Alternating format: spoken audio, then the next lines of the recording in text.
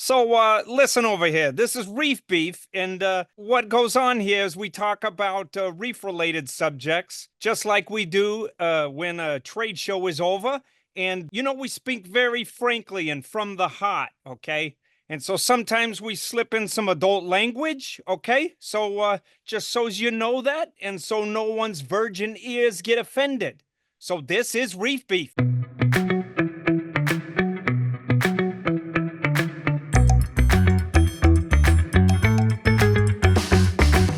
My name is Rich. My name is Ben. And this episode of Reef Beef has got information and topics you need to hear about. We blather on like idiots about the stuff that we do normally, but we've also got a guest, Randy Donowitz, who's going to revolutionize your thinking about Aiptasia in jars as pets. This is Reef Beef. We are sponsored by saltwateraquarium.com, Champion Lighting and Supply, and powered by PolypLab. Welcome to the show. Hey, Ben, we need to talk about what we're wearing before we get going on. So you're wearing some kind of red cloak and a white bonnet. Yes. I'm unfamiliar with what that's referencing. It smacks of The Handmaid's Tale. So you're a breeding machine. Yes, I'm here to make babies and be quiet. That's completely the wrong podcast for that. I'm basically an oven. An oven. It's like the Bene Gesserit at the end of the series. Yes. It's going to be pumping out the spice melange from your womb. Yeah, we're just trying to make the Quizex Hatterack. Yeah, the reefing Quizex Hatterack. Forget Reef Jesus. We want Paul Acrodib. Yeah. with just a voice, he can make flatworm acros disappear. That's right. Get out of my tank. Out of tank. I will not dip. Dip is the coral killer. Oh no. Now, hey, since you started that, now you're beholden. You have to create the reef. What do they call that? Litany of pain? Litany against fear? Litany against fear. Yep, the reefing litany against AEFW. Against Dude, fear. that could be the new Hitler thing. The new Hitler thing. That's true. Ben's referencing the Hitler versus acro-eating flatworms video I did a long time ago. We'll put a link down in the notes. Yeah, and that's so interesting too. I'm going to write Hitler so I remember. But that one of the things I want to talk about when we get Randy on here is how things are the same. And that Hitler video, every time I go to update it, it's like there's no reason to update it. It's kind of evergreen. And we'll get to that also in a minute. So Richard, what are you wearing? I'm wearing a shirt that Snowman made, a sweater.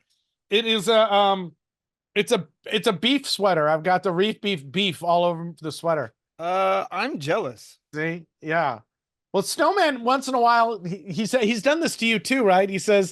They say that something's coming in the mail and then you get this weird piece of merch. Well, I got like a lump of coal. Did it have beef on it? A little monogrammed beef on a lump of coal. Little monogrammed beef. That's fantastic. So I actually really like this sweater. I was thinking about our merch too, and I like that our merch is just kind of dumb. Yeah. It's just kind of low grade. I think we should offer these sweaters because they're just kind of dumb. No, not low grade, just kind of dumb. We're not like, we want a brand and stuff like that. But we're not taking ourselves too seriously. Yeah, so I think a beef sweater is a funny fucking thing to wear. It is. I laughed so hard when I opened the mail. Scripted bloopers. I love that. saltwateraquarium.com. saltwateraquarium.com. Richard, saltwateraquarium.com has like basically built us to what we are now. They've been supporting us since before we were a show, and they support us now that we are a show. And what do we like about saltwateraquarium.com? They got a lot of stuff. If you need to get stuff, they've got stuff, and they've also got this app. I don't know if we can see it on my screen. Oh, it's invisible, but it is a phone app. It's a phone app. So where can you use a phone app, Ben? in your underwear at 3:35 in the morning in your or someone else's bed. As a matter of fact, in your underwear, wherever you happen to be at whatever time of day. So if you're ordering in your underwear from saltwateraquarium.com, in the memo, let them know. Yeah. And it's great because they have 3 different locations. So wherever you order, it's going to get to you pretty quick. Pretty quick. So check them out. Use the link below or use some other link. But if you use a link that's not the one below, you might go to notsaltwateraquarium.com. Yeah. Scripted bloopers. I love that. You got any updates on your home systems? No. Okay. Do you have any updates on any of the systems that you talk about regularly, like the 1 foot tall tank or the deep tank or the tank that's been overheating? Oh, my the tank with the filtration on the outside, I took a little while to do it, but I finally put a PM1 and then a temperature probe, and I used one of those cable ties that has the hole for the screw, and Yeah. I sort of just attached it in the shack. And I know it sounds goofy, but when you get another data point that you can watch, I always end up getting a little excited, like, Yeah. look at like what's it doing now. So But just- now I'm gonna just- be able to. Hold Go on, ahead. just for the beefers, to catch people up. This is a system that Ben's had for 1,000 years, and it's a 1 foot by like 20,000 foot tank, 8 by 1 by 1. 8 by 1 by 1. It got totally decimated by heat or cold more than once. The filtration for it is outside in a little shed that is not enclosed. So if it gets too cold, it gets real cold. If it gets too hot, it gets real hot. And if there's a power outage, it's really at the system's really at the mercy of that. So we were working on ways to control that heat and to control the temperature. And one of the things we needed to do was find out what the temperature is out there. So he's put on an Apex another temperature probe just in the air so he can see what's going on. Okay, now, Ben, you're excited about a new data point. Well, it's cool because I have it labeled Shack, but not with a Q. It's not a giant basketball player. But currently right now it's 78.85, and a couple times it had dipped down to like 62. But it's crazy now because I have the proper size chiller and then like a dual configuration heater situation I have going on. So the temperature has been the temperature stability components have been shored up. But it's just going to be interesting to watch any sort of correlations behind like very cold weather, very hot weather, Yeah. and what that does to my ability to control the temperatures in there.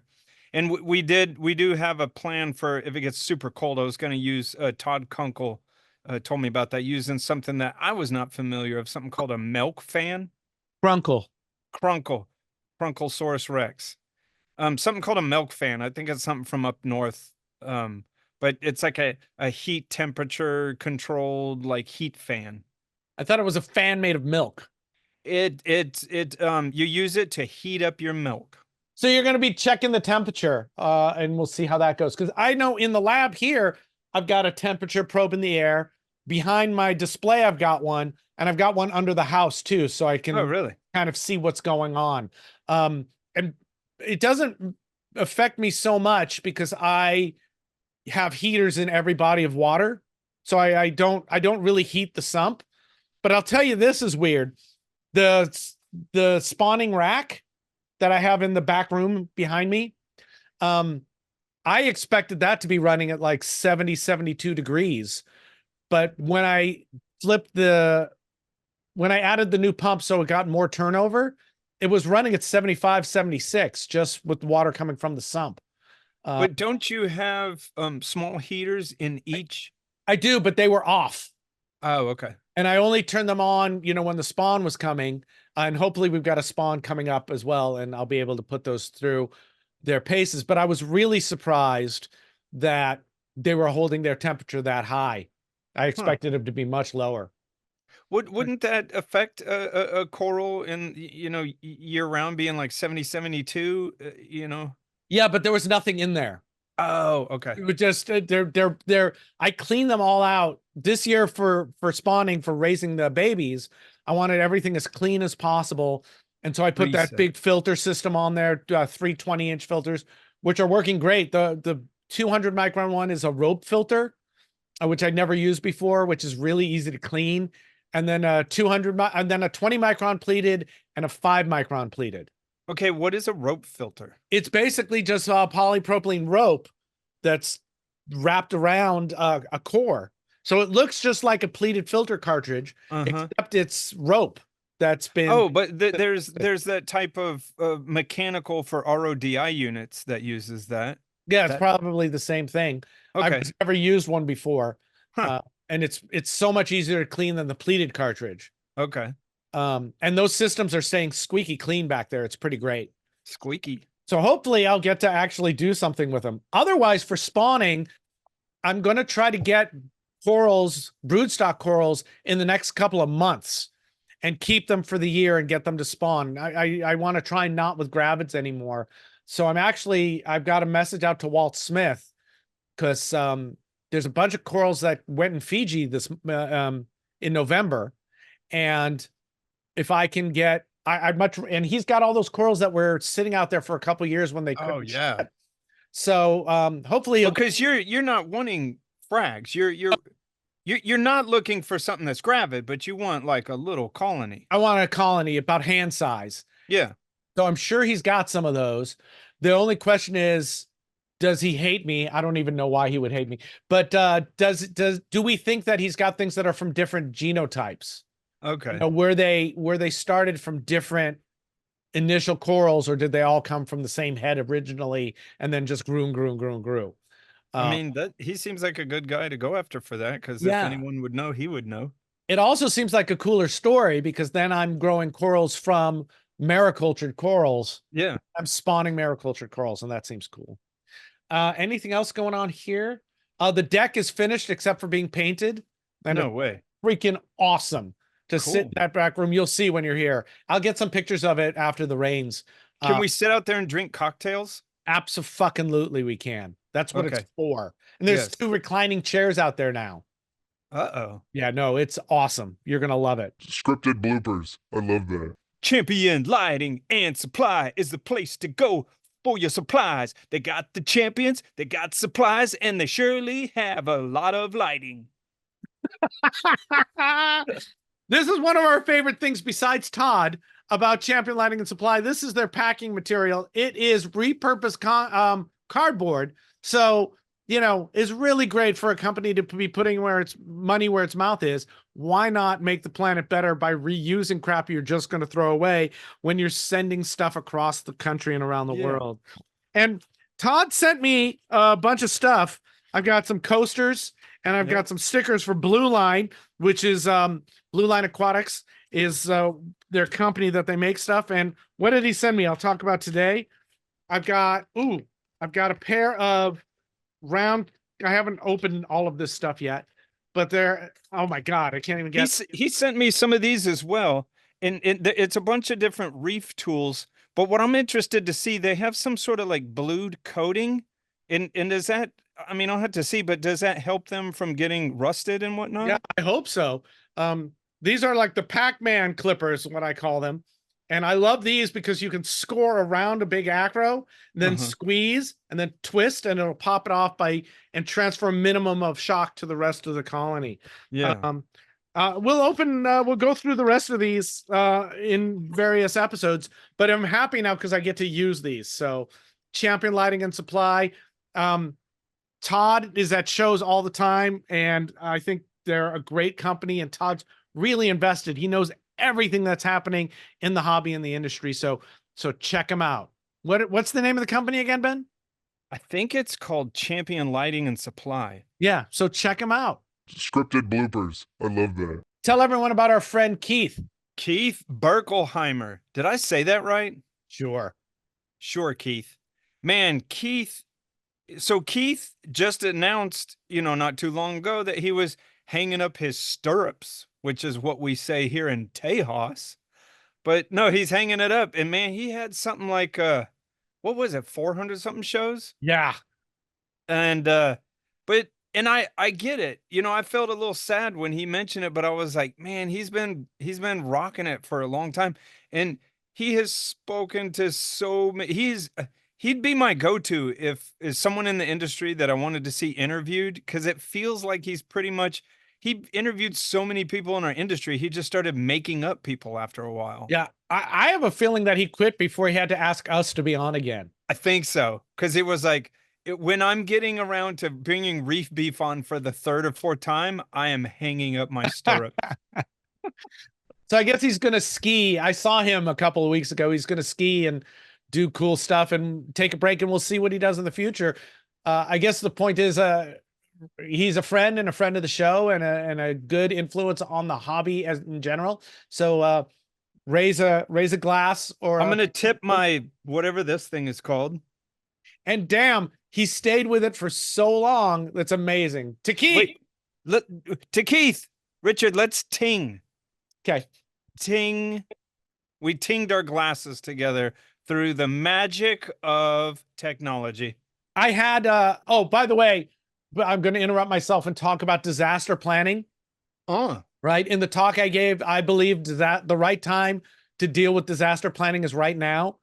The Pacific Northwest got hammered by the outskirts of a bomb cyclone. I like that. And like, I don't like that they got hit by a bomb cyclone, but I like the word bomb cyclone. Bomb cyclone. Okay. That seems, thank you for sharing that. Yes. That, and like 700, 800,000 people were without power for a couple of days. Yikes. So, if you, now is the time to deal with what you're going to do in a power outage with your tank, because when the power outage comes, you kind of have no breathing room. Well, that's the thing. Figure out what you're going to do during a power outage while you're not in a power outage. Exactly. And then dry run it. I'm currently waiting for holiday sales to see if my big batteries go on sale. But I think I'm going to buy 2 more of them.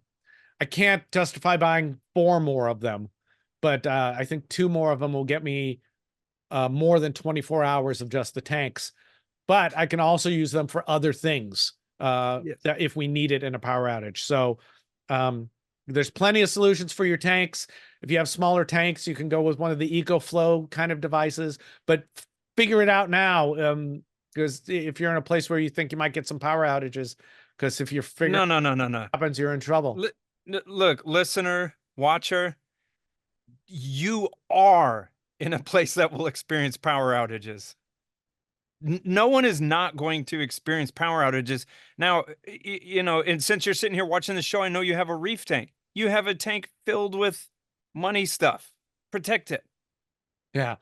I'll also say that I do agree with Ben, and I don't think you should go crazy, but I also want to point out that Ben lives in a state power grid is run by, you know, somebody who works at a gas station. It's not in the gas station, like makes the hot dogs at the gas station. Yes. So, keeps them turning. Everyone in Texas, you better figure out what you're going to do about your power situation. Because we make power, but heaven forbid we have a robust power infrastructure. That's right. But I'll go back to making babies and shut up. What I was going to say was I noticed that a pump wasn't pumping in my main tank. One of the water motion pumps. I was like, this is weird. And it had just gone bad, which happens. And I went, I have spares. And I ran down, got a spare and replaced it. This one is held on in a little bit of a weird way. It's a wave pump that's held on by a magnet from above. So it does take a little finessing and some zip ties to get it to do what it's supposed to do. But this is because of me being particular about my flow. So this one took me about half an hour to actually get into place.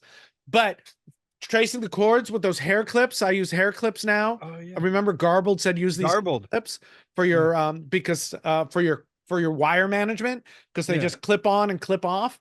Super easy to get the wire out, super easy to put it back. And this was on a Friday night, and I was able to switch it out and didn't have to worry about anything. So it was pretty great. Just out of curiosity, was it one that was a gyre configuration? No, it was one of the wave pumps. Oh, okay. One of the Neptune wave pumps. Oh, and another thing is I did my first media changes out of the cabinet because I moved all that stuff, almost all of my consumables and things that need access. Dude, it made it 1,000 times easier, right? Yeah. And it was so easy to take the canisters off and replace the DI and to replace the lanthanum. It was just so, not the DI. Yeah, the DI. Just so fast and easy because it's all right there in a cabinet. I'm going to move the calcium reactor feed pump out there. And I am not sure where I'm going to put the CO2 cylinder yet. I may leave that under the house because it's got electronics on it. But I may be might not be able to stretch like that. Yeah. Yeah, I may be able to put it in the other cabinet, but I'm not sure what I'm using the other cabinet for. And plus, that thing doesn't have to be maintenance but every 3 or 4 months. So it's not like, so we'll see about that. But anyway, I'm really happy with all that. Scripted bloopers. I love that. PolypLab. PolypLab. PolypLab. Why is it 1980s rap?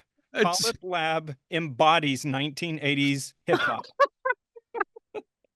No, PolypLab is a lovely place. Yes, I like their reeferoids. It's one of the things I feed to baby corals all the time. It's definitely in the mix. Then we also talk about their gluelets. They have small saltwater glue, cyanoacrylic glue, and we like it because it's like kind of bite size. It's the right thing to do 2 or 3 or 4 frags, and then you don't run the risk of the whole tube going bad until you use it again. But Ben, what is our favorite product? I am super obsessed with the Genesis blocks because I think I ordered close to 100 of them, and Wow. I put them in. I put about at least 3 in every client's sump that I have out there. And for me, the world of bottle of bacteria, I'm serious, it doesn't even exist for me. Well, what I do is just when I set up a new system, I just transfer Genesis blocks around. If the reef tank that I'm getting them from is healthy, I transfer those blocks to a new tank. And in seeding a tank with some bull crap that is or is not in a bottle is not even something I mess with. Yeah, I'm with you. I don't have a lot of flow in the systems behind in the lab. So each body of water gets its own heater, but it also gets a Genesis block that I bring in from the main tank. I think they're great. I really like them. So check them out wherever good products are sold. Scripted bloopers. I love that. I will say there's a video of the talk I did at Boston. I think I'm going to call that talk I Believe from now on. I believe. People who have watched it are letting me know that they think it's really great. And it's a different kind of talk than I did, so I'm not quite sure what's really great about it. So if you want to take a look at it, we'll put a link to it down below. Take a look at it and let us know what you think about that. I sort of imagine that you spoke to all these people and they were like in a Clockwork Orange configuration where their eyeballs were forced open. Pretty much. Also, if you want to come up with your own litany against reefing or against flatworms, do that. Let's get Randy in. Randy. We want to welcome to the show Randy Donowitz, who is a reefing legend, has been in the hobby longer than I've known the hobby existed, and was one of the first people who I talked to at any of these shows, who invited me in to be on the inside of whatever was going on. Wait. Hey. That means, Richard, that Randy is your Richard Ross, because you were the one that did that to me. 100%. That's where I learned it from. So wait, this is like 3 generations here. Yeah. Oh, so Randy's like a grandfather, and Randy's my papa. As if I didn't feel old enough. Hello, papa. Hey guys, how are you? Thanks for having me on. Thanks for coming. Yeah, this is really one of the pinnacles of my reefing career, and I just want to assure people, I wasn't sure about coming on the show, and they assured me they'd take care of me if I did it. So I just want to assure people, if you're asked to be on the podcast, don't hesitate. They take care of you. I feel my time is well taken care of. That's right. Randy got a Reef Beef beanie because I stayed with Randy, and Randy so kindly put me up on a mattress made of cinder blocks. we you tried had to hard. use that beanie to keep from freezing to death. Yeah. And Randy has been at Pratt University Institute. Pratt Institute. Wow, so it's even better. I love the use of the word institute. which is a very cool liberal arts school, I guess you would call it. Art and design college. Art- You're getting it all right today. I don't know anything. And the point is, no one actually cares about the school. The point is, Randy runs the writing center there, and in the writing center, he has 1,000 aquariums, and the school embraces it and supports it. And Randy is at Pratt Institute has kind of been a hub for reefing on the East Coast for a long time. There were all kinds of events held there, and so that's who Randy is, and a fixture at reefs.com, editor of Reefs magazine, all around cool guy. My Guilty papa. as charged. And then your papa. I want to tie up a couple of things that you were talking about earlier. One Yes, is please. I was actually Keith's first guest on the Reef Bum podcast. No. His very first guest, when he was trying to figure out what the hell he was doing. He was like, let me burn Randy on the first episode when nobody's watching.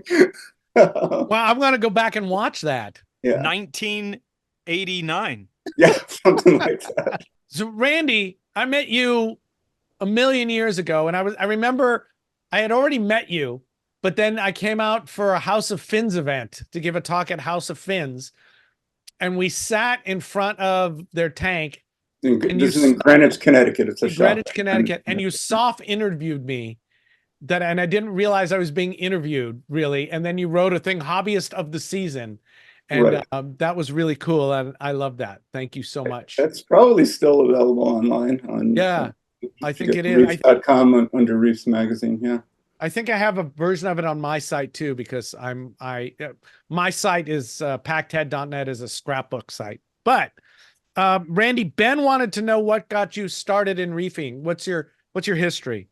Well, like a lot of people, I kept aquariums, simple 10, 20-gallon freshwater tanks as a kid. That probably got me through maybe junior high school. And we got to high school, it sort of went by the wayside, and it kind of went by the wayside during college, though I'd always still found them interesting. Whenever I saw a nice aquarium, I was always drawn to it. And then after grad school, I moved back to New York, and I moved into an apartment in Brooklyn, where I'm not in the same apartment, but I'm still in Brooklyn now, and decided to set up a tank. And for one reason or another, I chose to set up a Tanganyika cichlid tank. I found them interesting, so I set up a tank. And at the same time, my cousin, who had also moved to Brooklyn, is several years younger than me. So when we were younger, he was too young to really hang out with. But by the time I kind of moved back, he was old enough that the age gap didn't matter. And he was also into it, coincidentally. And so he started setting up cichlid tanks. And before I knew it, I had like 15, 20 African cichlid tanks in my one-bedroom apartment in Brooklyn, breeding Tanganyika cichlids and whatnot. And, was very happy with that. Was always intrigued by sort of marine aquariums, and sort of too intimidated to do it. We're talking, when are we talking now? Late 1980s, early 1990s. Marine aquariums still seemed quite intimidating and difficult, and, had a lot of thought had to go into taking that leap. And then in a very sort of Brooklyn kind of way, one day I was at the local food co-op, and this is the days before, people advertise stuff online. There was no online to advertise. And there's a big bulletin board on there, people, apartments for rent and this for sale and that for sale. And there was a poster of a guy giving away a marine aquarium entire system for free. He just needed it out. He was leaving the city, he just needed it out. Turns out the guy lived literally right around the corner from me. And I was like, well, if I'm ever going to do it, this is the time to do it. So I gave him a call, and I went around and I got his tank, and it was like, it was like an old school trickle filter, anemone, some clownfish, nothing too spectacular, but it was my first sort of attempt at keeping a marine tank. And I guess it was a good way to do it because it was an already established system. So the growing pains were less with it. Right around that time, 1994, I guess, literally a few months after I got this tank, I started working here at Pratt. I was hired here at Pratt. And when I got here, somebody else that worked here said, "Oh, you keep aquariums. I heard about that, blah, blah, blah, blah. You need to meet this guy. He's an English professor here. He's really into marine aquariums. You should meet him." And that person turned out to be Terry Siegel. Holy shit. For those of Wow. you who don't know, Terry is really, truly one of the godfathers, the seminal figures in the hobby in the U.S. Founded the first magazine solely dedicated to marine aquariums in the U.S., the Marine Aquarist. Co-founded Aquarium Frontiers with Julian Sprung, et cetera, et cetera, et cetera. So I went from really knowing nothing to meeting Terry and Terry's buddy, Doug Robbins, who also used to write for those publications, also a professor here at Pratt. So I went from knowing almost nothing to kind of knowing everyone in literally a couple of months, because Terry would host these sort of get-togethers of what became known as the New York Reef Mafia at his house in Brooklyn, and that was Bob Stark, Joe Aiello, Greg Scheimer, Craig Bingman, all these very serious high-end hobbyists. And so I literally, my learning curve was like exponential. Yeah, that's no fair. Yeah. Right? And before I knew it, I was going to the national conference. I was going to MACNA's, and that's where I met Sanjay. That's where I met Rich. That's where I met, all these people, and sort of kind of took off from there, really. And then that's around the time that sort of the online communities were starting to form. And there was a local one that somebody clued me into called Manhattan Reefs, which many of you have probably heard of by now. And I kind of got involved with that community, and that sort of led down the path to hosting events here on campus and the magazine and reefs.com, et cetera, et cetera, et cetera. I mean, so Randy, you basically got like sucked into the event horizon of the beginning of the industry in this. Pretty much. I was like maybe like second wave. You know what I mean? I wasn't like early on, but yeah, I definitely rode coattails on of a lot of pretty big people just by serendipity, really. Yeah. What was the first tanks in your office? Okay, so in the writing center, not just yeah, your office. Yeah. Let me backtrack a little, just clarify a few things. Pratt Institute, it's a leading art and design and architecture school here in Brooklyn. And so we have no science majors, no marine biology department. We do have a science department, but there's no majors, et cetera, et cetera. So I was brought in to run the campus writing center, which is the main sort of tutorial space for students who need support in writing for any class that they're in, et cetera, et cetera. The space that we moved into happened to have a wall of windows facing the hallway. So in other words, from the hallway, you could look into the space. And Terry and Doug, who we just mentioned, said, "You know what? You want to try to bring kids into the writing center, right? Because it's a voluntary service for the most part. Why don't you put an aquarium on that wall there? And when people walk down the hall, they'll see the aquarium, and maybe they'll be interested, and maybe they'll walk in." And I was like, sounds like an interesting idea. So that's what I did. Didn't ask permission. I just sort of did it. And yeah. And at that time, I think it was a 75-gallon tank. It was nothing like spectacular.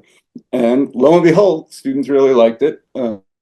There's as has been borne out over close to 30 years now, there's a real affinity between our art and design students and sort of living things and aquatic things in particular. So it was really quite popular. And it was right about that time I started going to MACNA's.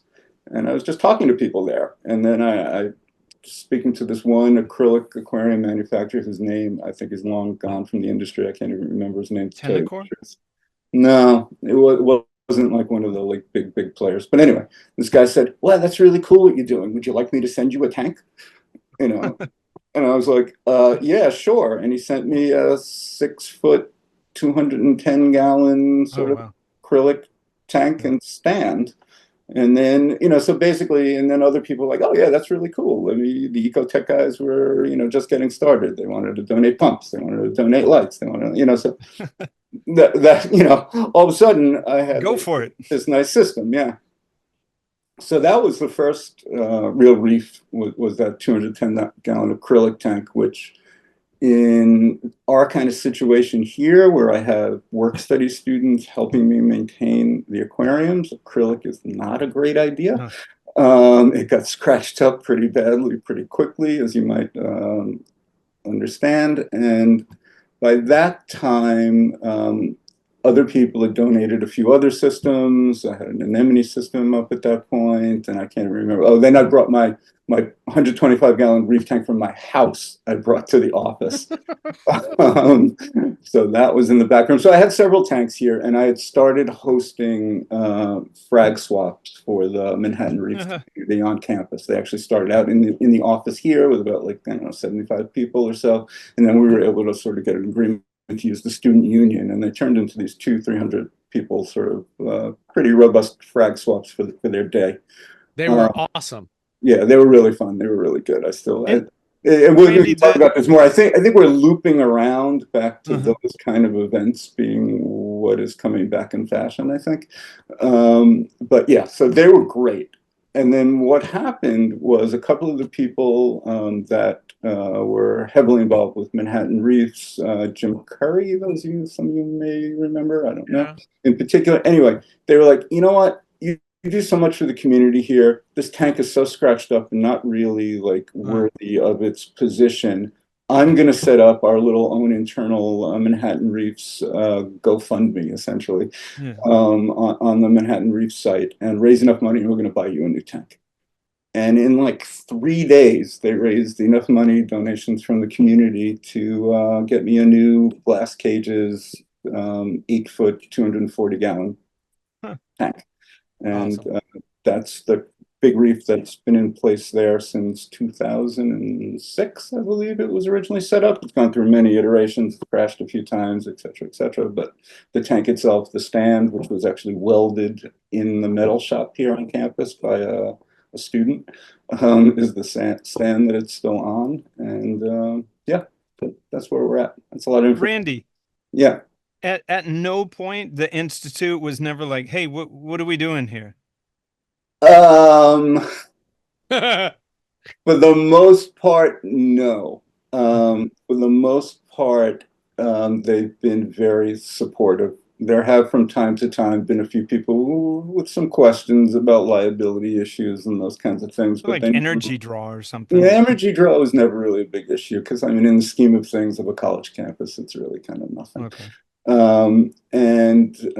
So my immediate supervisors over the years have always been very supportive, particularly in more recent years. So most of the stuff is donated.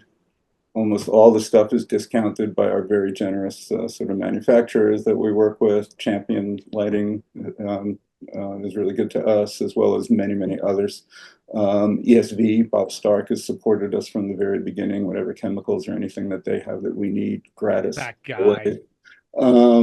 So we've had that kind of support, and then my immediate supervisors have always given me sort of a modest budget to supplement sort of like consumables, and then I supplement from my own pocket too. So it's kind of like a conglomeration of things that enables it. But no, we've never had real pushback on it.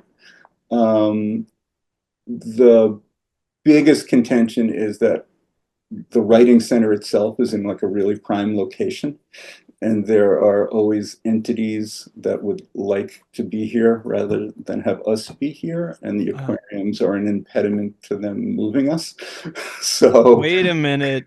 Hey, it doesn't take a genius to figure this out. You put these things that are difficult to move in there to help anchor your spot there. That's right. In retrospect, it's actually worked in that way. So no, largely we've been supported. Obviously, students, alumni, faculty, staff are super enthused by the aquariums, and we've finally, actually, just this year, we got some official institute recognition where they did like a nice video spread and interview with me in the alumni magazine, and on the actual, if you go to the Pratt website on their homepage and you scroll down a little bit, there's actually a little link, some pictures of the aquarium. So that was actually pretty gratifying. The program is now extended out of the writing center. There's There's 2 tanks up in that, what is that? Oh, in the foundation lab, yeah. So elsewhere on campus, because they're, as I was saying earlier, because our students do have a strong affinity for the natural world, right? We're in the middle of New York City, we're in the middle of Brooklyn. These kids come from all over the country, all over the world. They're looking for inspiration for their various artwork and design and whatnot. And the natural world is obviously a logical place to go for many of them. And it's something that maybe they long for if they're from someplace else that's more rural or, not as urban or whatnot. So there's another department on campus called Foundation. Those of you that art schools, it's a pretty common thing. Foundation is basically a series of courses that all entering freshmen take. It's kind of like a leveling course that gives sort of basic approaches to the Pratt way of thinking about light, color, design, drawing, all those kinds of things. And then with that baseline of knowledge, they all go off into their individual majors in their sophomore year. They learn stuff like a robot shall not harm a human. Yeah, basic stuff like that. 3 rules. Yeah. Right. Sorry, I interrupted you for my lame joke. Yeah. So, so the foundation department, through a generous donation from 2 faculty members that recently retired, set up what they call a foundation lab. It's essentially a nature lab. It's awesome. And it's like it's a 1-room mini museum of natural history kind of thing, with like taxidermied things and live plants and rocks and shells and coral skeletons and all kinds of stuff. And it's like my house. It's like Rich's house. Yeah, it's but very better. much, but better. And they asked me to set up 2 aquariums in that space because it's got some living stuff too. And the idea is that a student, it's a teaching classroom. So say a drawing class can come in and they can do a targeted exercise, or it's available during any time that the lab is open for any student to come in and say, oh, I'd like to see that, and take that down off the shelf and get hands-on with it and do whatever it is they need to do. So I set up 2 aquariums in there. It was originally going to be a planted freshwater tank and a very simple marine tank. Anemone's clownfish probably is what I was thinking. And we bought the equipment and everything to kind of make that happen. And then COVID happened, and that was all kind of put on hold. And I actually had the time to rethink what it really would have been to maintain a marine tank up there where I'm not physically in the space all the time. And we decided when we came back from COVID not to do that. And we went back to my roots and we set up a Tanganyika cichlid tank. So it's Tanganyika cichlid tank, which is marine-like in a way, and a planted freshwater tank. So those 2 tanks are up there too. I try to let them deal with them as much as possible, but obviously I go up there fairly regularly and sort of tweak things. It's such a cool room.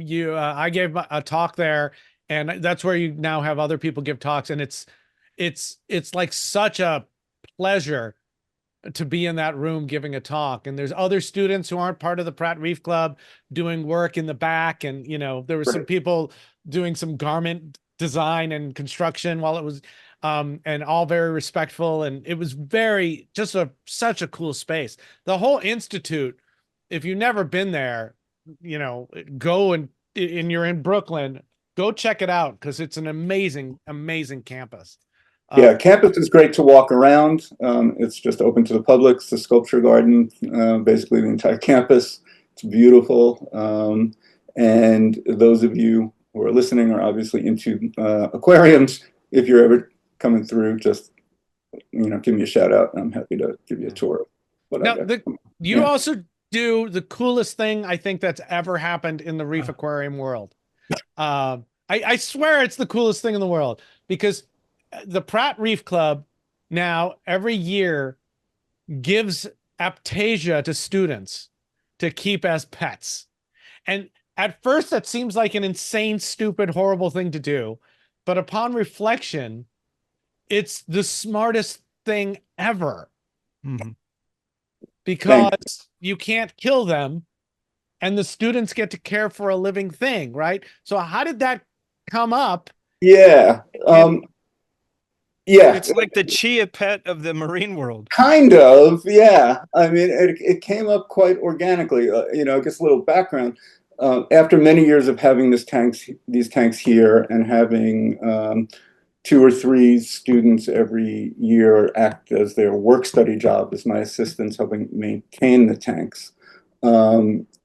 One student who's Rich knows, Ben, I don't think you know, TJ Holland. Oh, I know. She finally got it together to start an actual student club, which has to, I can't start a club. Students have to start the club. I'm the advisor to the club. So she actually, it's paperwork. You have to get a certain number of people or whatever. There's some, takes a little doing. So she actually got a club started. And it's interesting because, like I said, we don't have a marine bio program. We don't even have a bio program of any kind. We just have students who are interesting and interested in all kinds of stuff. So we have formed a club on campus that dates back to 2012 now, I think, was when it was first started. That is composed of largely, I mean, it changes every semester who's part of it, but largely kids that don't necessarily keep aquariums. So I like to say Pratt Reef Club is an aquarium club for kids that don't necessarily keep aquariums. Some do. But Some you're probably have at home. inadvertently like creating hobbyists. Yeah, I think so. Many of them have tanks at home, or their families have tanks, or they grew up near the ocean, or they just enjoyed going to the public aquarium where they were from. They're just drawn to aquatic life for very personal and very different reasons, and not always because they actually have a tank or are looking to set up a tank. And I think that's super cool. And it frees us to do like non-traditional aquarium club stuff. Like we don't really have any interest in, I have interest, and a few students do, of sitting around and talking about what filter should I use to do the, or what lighting is the best for the, the kind of things that people talk about at aquarium club meetings all the time. These kids don't care, right? They don't care. But so we do like drawing night at the writing center. These kids will come in and they do sketches, or we'll have lectures in, like Rich came in, so they're interested in stuff. They're interested in a more broad way though. I will say, you've had me out there, luckily and amazingly. I think this recently was my 3rd time, and the first 2 talks I did like Magna talks, and it was like, I really didn't feel like I connected with the students, although they all said nice things and Randy said they were interested. They're design students, so they're drawing everything while you're talking. And this time I had a long talk with you before and realized, and you said, no, just talk about cool things because they're not aquarists. And it dawned on me, oh yeah, they're not aquarists. And so the talk I gave was for them rather than for aquarists. And I felt like it was much more fun to give that talk to them than it was to do, this is how you spawn corals, which you could see 15 minutes into talking about how to do it, they just glazed because they don't know what an apex is. I agree with you that this was probably the best of the talks you've given, but I think you're soft underselling their investment in the other talk. Okay, that sort of glazed over thing, that sort of drawing while you're talking, that's them paying attention. Like it's an art school thing. Like I used to hire a lot of part-time faculty members to teach our equivalent of freshman English, and I used to actually have to have that conversation with people. Don't be annoyed when they start doodling in the middle of class, which at many places would be like, put your fucking pen down, listen to me, right? That's when they're concentrating, is when they're actually doing something like that. Yeah. They're two-braining it. Yeah. I still think if someone was going to give a talk at Pratt and ask me what to do, I would say, talk about you and your experiences. Don't talk about, the nuts and bolts of reef keeping. It's right. They're more. I agree. I agree with that. And I will say the thing that happens regularly by having the aquariums here, by having this group of students sort of invested in a club, whatever that means, is that things that we talk about either directly or indirectly find their way into their work. Either very obviously in terms of I'm doing a film and I'm going to film the aquarium kind of thing, or very abstractly things that are allusions to aquatic stuff, or just sort of a lot of our architecture students do like all this morphological sort of shape and form stuff, which, you know, they want to like look at coral skeletons for inspiration and like, you know, all that kind of stuff. So it's very subtle sometimes, but it comes back over and over and over again. And so we like to think of it on the education side, and that's sort of like the flip side of the, it's so cool, I have my tanks in my office, but there's like an education component too, and a lot of it is what we call passive education, or I don't know what the best word is, basically stuff that the student isn't necessarily coming to this place to study, that they run into that inspires them in ways that they hadn't expected. That's and great. that, What sort to of me, is kind of what college is really about, right?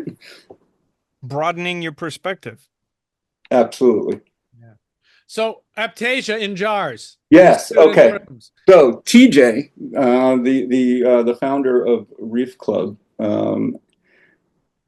was cleaning the tanks one day, and you know, because they're tanks, we had some Aiptasia, and I was, telling her, we got to kill these things, blah blah blah, blah.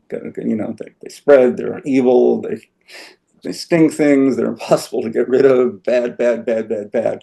And she was like, okay, I get that, I understand that, but they're kind of cool. And I was like, well, yeah. And then I told her about, the days and even pre-me, the stories Terry Siegel used to tell in the 1970s and 80s when you had a tank filled with Aiptasia and you thought it was like the greatest success of marine reef keeping in history, So I told her those stories, and then she was just thinking for a second in that kind of Pratt student way and said, would one live in a jar? And I was like, maybe. I have no idea, I really have no idea. And then she said, can we try it? And I was like, sure, I'm all for that. And that's the other thing, if a kid, has an idea of something they want to experiment with, and this was like a very early version of that, I'm all for supporting that. And we try to give them the resources, and I can talk about some of the other things that have come out of that, but focus on this. So I thought about it for a little bit, and I sat down with TJ and we kind of worked through some stuff, and we came up with like a really, really practical, simplest of systems to try to keep an Aiptasia alive in a jar. And basically we came down to needed a set volume of water that came from one of my tanks, so it was mature water. Small piece of live rock to add some bacteria, piece of Chaeto to absorb some nutrients and to provide some oxygenation. And that was it. And then we kind of knew that evaporation was going to be an issue. So we said, all right, we're going to have to make sure that we note where the water level is, and we can't let it evaporate too much or the salinity is going to increase, and that's going to be a problem. And then beyond that, it was like figuring out temperature and light, right? And, as we know, they're pretty hardy. So we kind of experimented around with this one jar in the office and determined that room temperature in most circumstances was just fine. You probably didn't want it on a windowsill because the temperature would be too volatile, either too cold or too warm, depending. And then for lighting, again, pretty variable. So again, not on the windowsill because you'll just get an algae mess as the sunlight comes streaming in. Desk lamp works just fine. And, we just experimented with it, and she took it home, and it lived for a while. And we decided that since I had so many Aiptasias, that we would see how many students were interested in trying this and how many were able to succeed. And we put out a poster and a call for one of our club meetings. Anybody could come. You didn't have to be a club member. All you have to do is bring a jar, and we would provide everything else. And like 60 kids showed up. The first time. For the first time. 60. But it's like a low impact pet. Yeah, totally. So, and then we kind of coined the phrase, we turned pests into pets, That's great. Yeah. And so we had this big event, and these 60 kids went off and they sort of did their thing, and we lost track of most of them. We never really know what happened. And then a few of them reported that they died immediately. And some others came back to us with a year later saying, hey, it's still alive. I'm going home for the summer. Can you take care of it? So it's like wildly inconsistent. And we've been doing these now every year since 2014, I think. What's the most that you've set up in a year? Most number? Yeah. Yeah, that's 60 numbers about it. About every semester, that's pretty much what we come to. Wow. Yeah, which is crazy. And students are having really pretty good success with it. Has anyone? What about longevity? Has anyone like, man? I think about 2 years is the record, as far as I know. Oh, and I actually have a jar here for people who maybe want to see what we're talking. This is I don't know if you can see that. Yeah, I can see it. The Aiptasia is up at the top there. Line there. Now, this is a jar we keep in the writing center. It's larger than the typical jar that most students have, although we suggest it. And this year, students tended to bring larger jars, and a larger percentage of them are having success. So it's pretty obvious a larger water volume is useful. And this one also has some other kinds of macroalgae in it, since we can control it a little better in here. So this is kind of a souped up jar. Do they do water changes from time to time? If it's looking really rough, I tell them they can come back here and I will do a water change to them. They don't have tanks, so they're not going to just bring the jar to the writing center. They just bring the jar to the writing center. We do a water change for them. That's so great. But most don't. Again, it's like, so there are many lessons that we try to sort of impart, just the basic idea of like, what's required for a functioning system. We have discussions of salinity and this and that and bacteria and all that, all the kinds of things. And then it's also a kind of an art and design lesson in context, right? In the context of the aquarium, these are pests abstracted from that context in a different context. They're like super cool and interesting. Really? So that's kind of people could get into like aquascaping if they were so inclined. Yes, absolutely. Well, that is what has happened.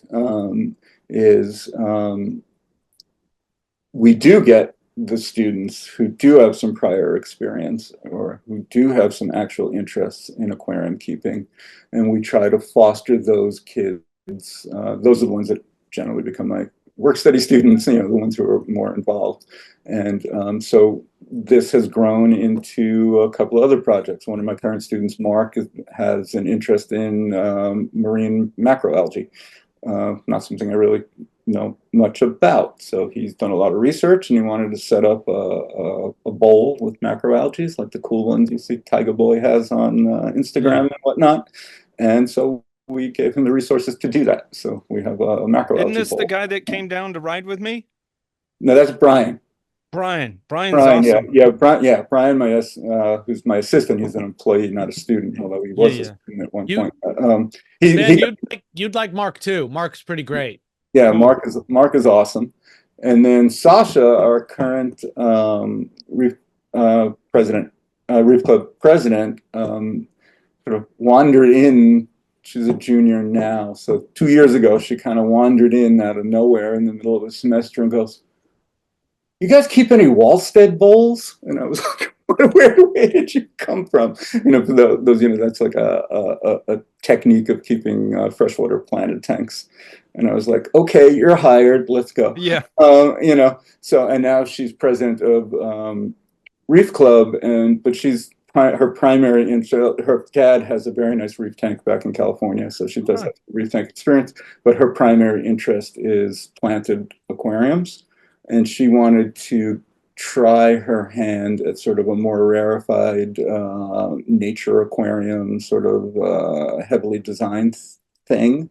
So we gave her the resources to try an Iwagumi style planted tank that we're sort of is running here and is nice, and we're still trying to figure out all that.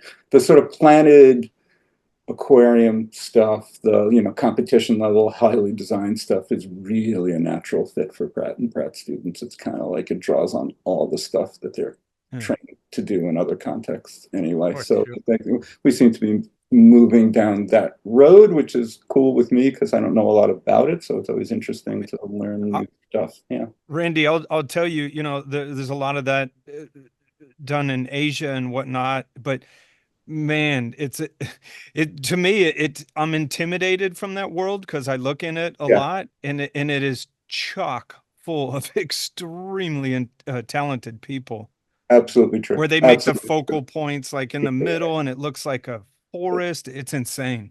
Okay. But that is literally what our students are trained to do, Awesome. like, in different contexts. So it makes Yeah. perfect sense. So they actually said to me, I don't know if this is going to happen, going back to something you alluded to earlier, is like, could we set up a big, really, really nice planet tank in the student union? They said to me, I was like, well, it makes perfect sense to me, but I can't approve a thing like that. So But Randy, it's always logistics, right? Because as different departments want to separate out and have something over here, you have to bring them back and say like, man, that involves people schlepping water around, that's and exactly right. Yeah, you know.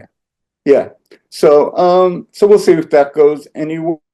I had one preliminary discussion with one person who was intrigued. That way. So I don't know. We'll see. We'll see where that goes. So that's where we're at with that. Just back to the Aiptasia jar. Years ago, Matt Peterson got wind of this, asked me to write something for Coral. So I wrote a little article for Coral, and a bunch of people saw it there. And sort of this has been replicated in a few places. The science teacher in Brazil did this with a bunch of high school students. And I know Sarah Golden does it up in Binghamton with her local club with the kids mostly and whatnot. So I think it's a fun project that's easily attainable for people that deal with marine aquariums regularly. It's a really fun, good way to get kids introduced to sort of the hobby. And I think the education's pretty high, actually, in a fun way. That's pretty great. Now we got to do a vermitid jar and a Mahano jar. There we go. We tried Mahanos actually, and curly Q anemones. They do not do as well, I will say. Yeah. And an acro eating flatworm jar, and an ick jar. Ick jar. Complete with microscope. Yes. Ben, what else can we talk to Randy about? Randy knows everything.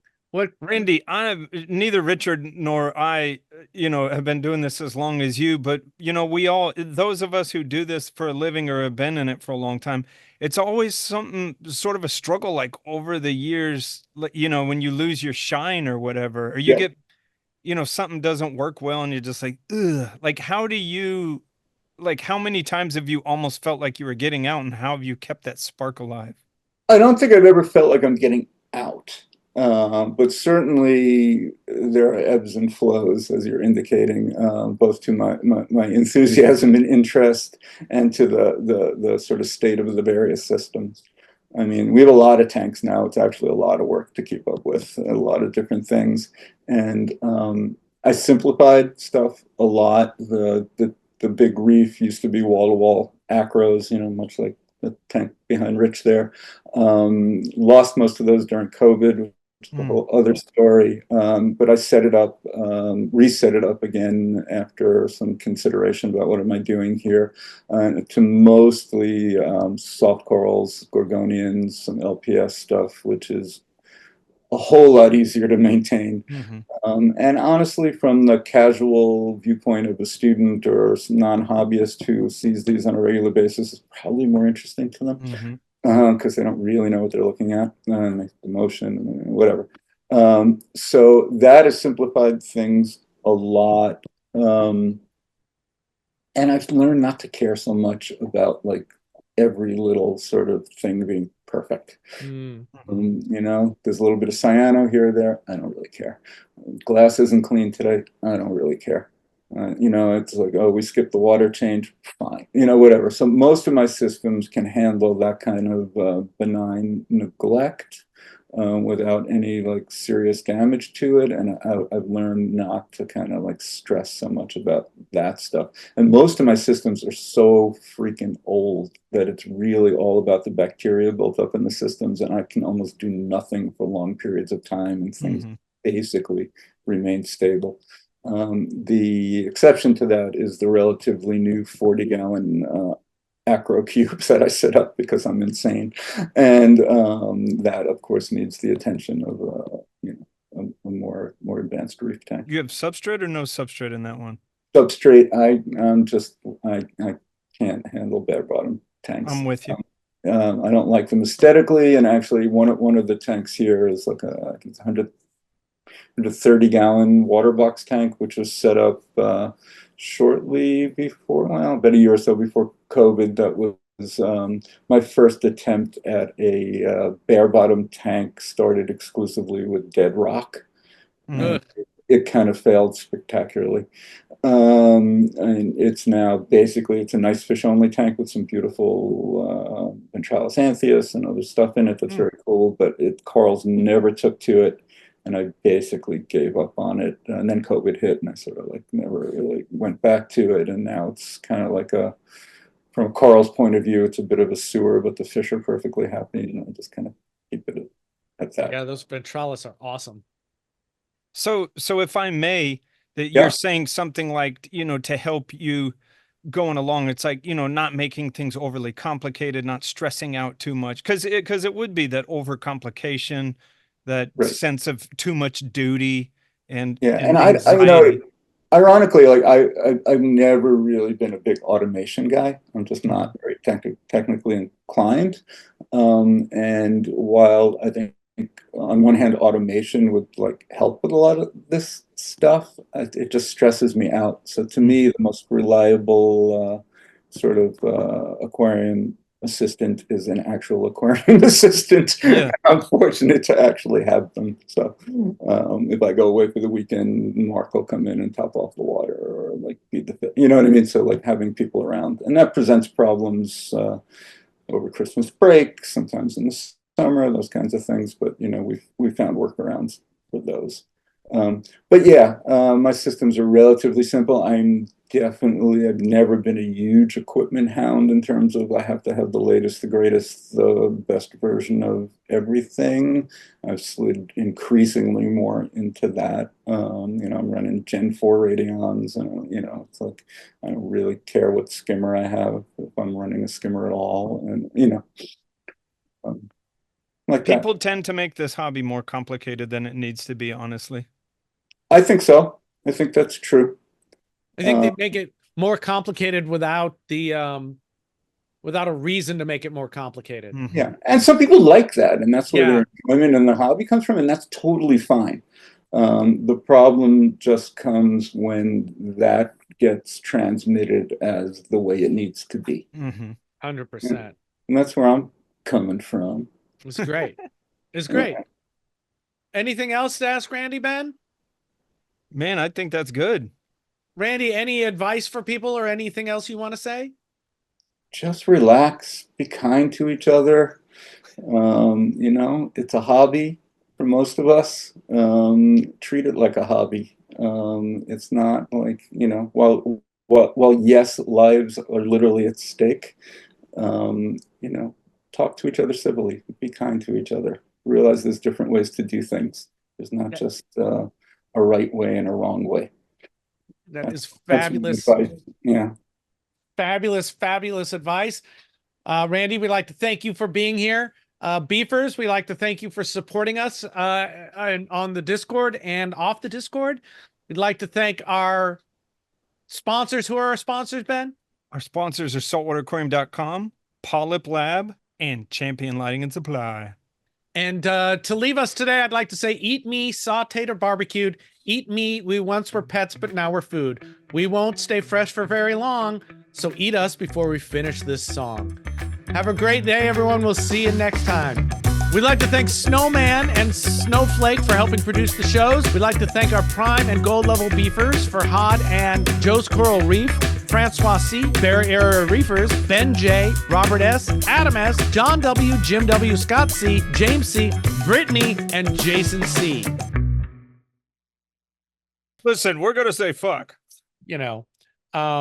Okay, you should do it because what you're wearing is fucking so non-political and perfect. And Yes. clearly you don't have an opinion about world politics. Exactly. You're like if the New York club Yeah. and the Long Island club and the Connecticut club and the Boston club had a baby. Had a baby. Hey, we write all our bloopers. If you didn't know that, all Yes. the bloopers are scripted. We have a whole team of writers in the secret lab that are writing just bloopers for us most of the week. Scripted bloopers. I love And that baby would be named Joe, by the way. Joe, and it starts with a Z, but the Z is silent.